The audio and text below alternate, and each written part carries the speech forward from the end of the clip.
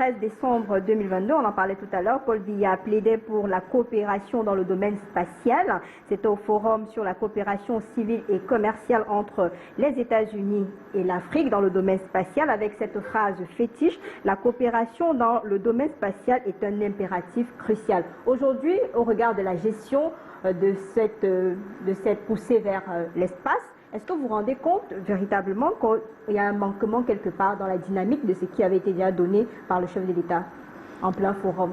Bon, il y a beaucoup de manquements. Il y a beaucoup de manquements. Et ce que le président Paul Biya a souligné, c'est la quintessence même de la recherche spatiale mondiale. N'oublions pas que, à l'heure où nous sommes en train de parler, il y a un ensemble de nations qui sont en guerre. Notamment les Russes, les Américains, les Français et tout le reste. Mais très curieusement, les gars, ils ont un programme commun ce qu'on appelle la Station spatiale internationale, dans lequel les Américains, les Russes, les Japonais, ils ont mis les Chinois de côté. Ça veut dire qu'ils ont un degré de coopération. N'oublions pas que les meilleurs quand même, moi c'est où pour moi il y a un hic. Les meilleurs dans le monde en matière spatiale, ce sont les Russes. Les Russes, c'est les premiers à partir dans l'espace. La plupart, même des satellites européens et occidentaux, sont généralement lancés sur le cosmodrome de Baïkonour, au Kazakhstan. Et c'est lancé généralement par des fusées Soyouz, qui sont les meilleurs. Les fusées même de la NASA, généralement dans les fusées de la NASA, les moteurs sont des moteurs Soyouz. Ce sont des moteurs russes, de très haute qualité. Et je me questionne maintenant, et généralement, pour la plupart des pays, regardez tous les pays que vous avez cités, quand vous prenez l'Égypte a, je crois, 12 satellites. Ils ont 12 satellites. Le Nigeria en a 10 satellites. L'Algérie en a 6 satellites. Ça veut dire nous sommes en train de balbutier encore quand les gars ils sont 12.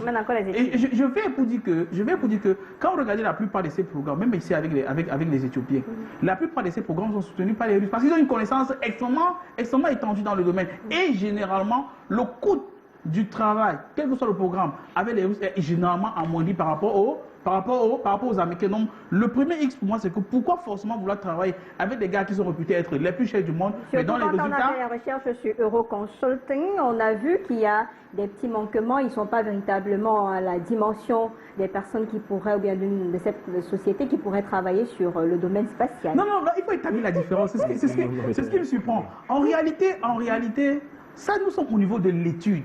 L'étude, ce n'est pas la faisabilité. C'est exactement comme dans le programme d'une maison. Vous voyez un architecte qui vous dessine, c'est un très bon dessineur, mais si vous réalisez, vous prenez un spécialiste, une entreprise spécialisée en cela. C'est deux choses bien différentes. Vous pouvez faire une bonne étude de communication, vous pouvez faire un bon plan marketing, mais pour l'application, c'est une autre personne qui applique. Et la personne réussit. C'est pourquoi tout est bien segmenté. Je vais dire, lui, il ne peut pas être des grands professionnels, mais si en matière d'études, on prend un résultat, on peut même critiquer l'étude. Moi, je fais des études dans les domaines spécifiques. Quand vous apportez le résultat de l'étude, en conseil d'administration, on critique l'étude. On vous apporte des banqueurs et vous allez travailler sur cela. Alors moi, je ne pense pas que là soit le grand problème. Mais par contre, je vais dire où c'est très important. Vous savez, nous sommes en train de faire une émission. À l'instant que nous faisons l'émission, Canal 2 supplie les satellites. Comme tous, vous savez combien de chaînes au Cameroun? Il y en a près de 300. Il y a les chaînes religieuses, les chaînes généralistes, je ne sais pas quoi là. Tout le temps, chaque fin du mois, il faut payer. Parce que c'est vraiment cher. Des gens nous regardent aux États-Unis, en France, partout là. Et vous savez comment on paye, non? Quand vous payez par votre banque commerciale, M. Tchatchoué. Mais pour que la banque commerciale paye, elle donne les instructions à la banque centrale et la banque centrale paye en euros ou paye en dollars.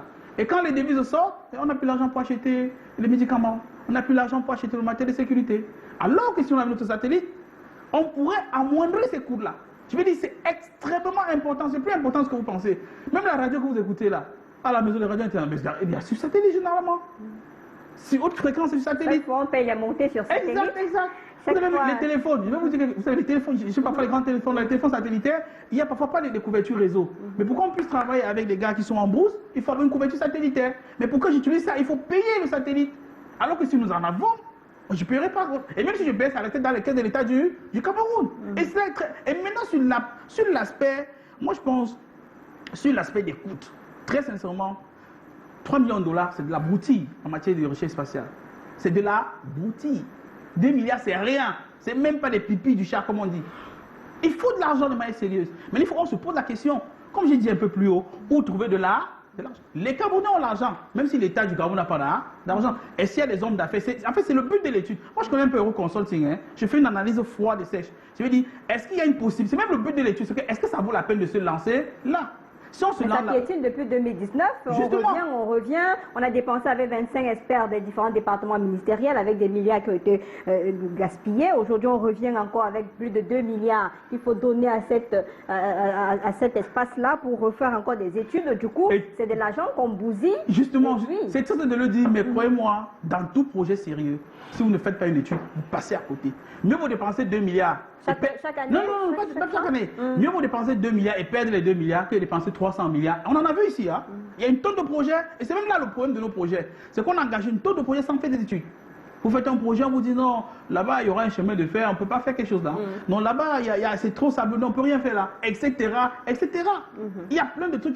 Vous savez, quand au début des années 70, quand le président Ahidjo engage le système des aéroports au Cameroun, on en a fait plusieurs là, mais c'était trop pour nous.